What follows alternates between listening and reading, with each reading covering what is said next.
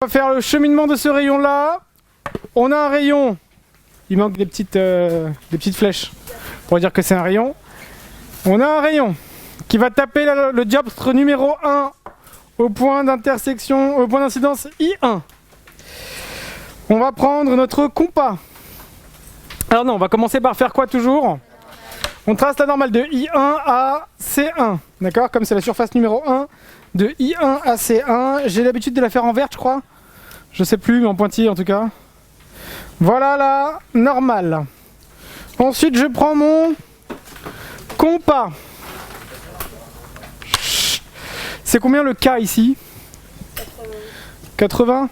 Très bien, donc je fais 80 fois 1. Combien ça fait? 80.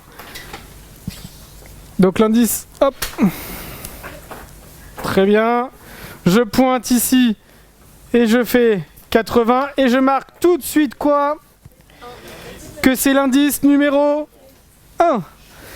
L'indice qui est à l'intérieur, c'est combien? 1,5. 1,5 multiplié par 80, combien ça fait?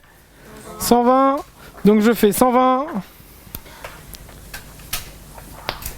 Je pointe ici.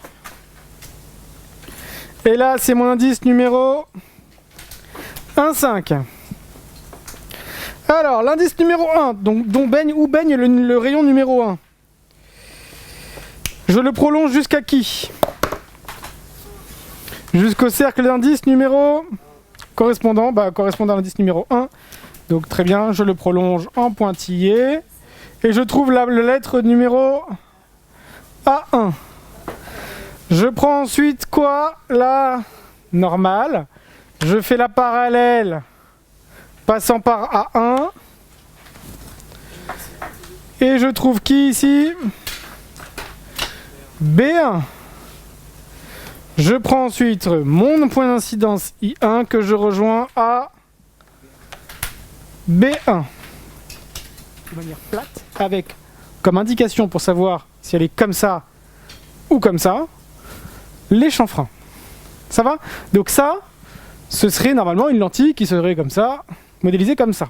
D'accord? Et il a simplifié la chose. Ce qui fait que, au lieu d'utiliser ce qu'on appelle des cercles d'indices, on va faire ce qu'on appelle la marche paraxiale.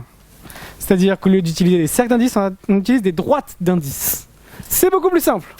Mais c'est le même travail. On va toujours commencer par chercher qui? La normale, exactement. On a un point d'indice ici, je ne sais pas si vous le voyez, I. On a ici maintenant une normale qui va se modéliser comme ça. Tout le monde suit, personne ne prend. Donc première étape pour pouvoir trouver le rayon émergent, donc on a un rayon incident, je vais trouver le rayon qui sort de cette partie-là. Je commence par tracer toujours quoi? La normale. Première étape, je place la normale. Tac. Tac. Tac. Tac. Et donc, voilà la marche de mon rayon.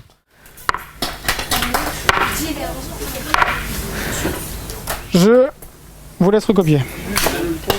Question numéro 2. Question numéro 2. En déduire la position de A' conjuguée de A et côté à la distance A'. Vérifiez la valeur avec la formule d'optique géo. Alors normalement vous l'avez fait la semaine dernière.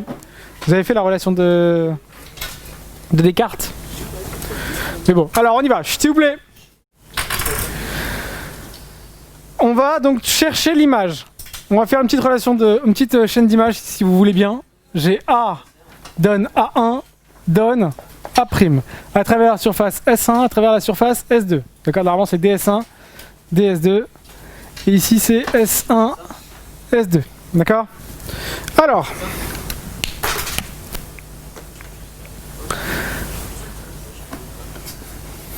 je vais chercher A'. Le rayon numéro 1, il est issu de A. Le rayon numéro 2 va pointer vers qui? A1. Le rayon final va pointer vers qui? Comme A est sur l'axe, A' sera où? Très bien. Donc si A est sur l'axe, A' est sur l'axe. Et comme le rayon émergent pointe vers qui? Vers A'. Et je vais chercher l'intersection entre qui et qui? Chut. entre le rayon émergent et l'axe optique. Je prolonge le rayon émergent jusqu'à l'axe optique. Et je trouve qui ici? A'.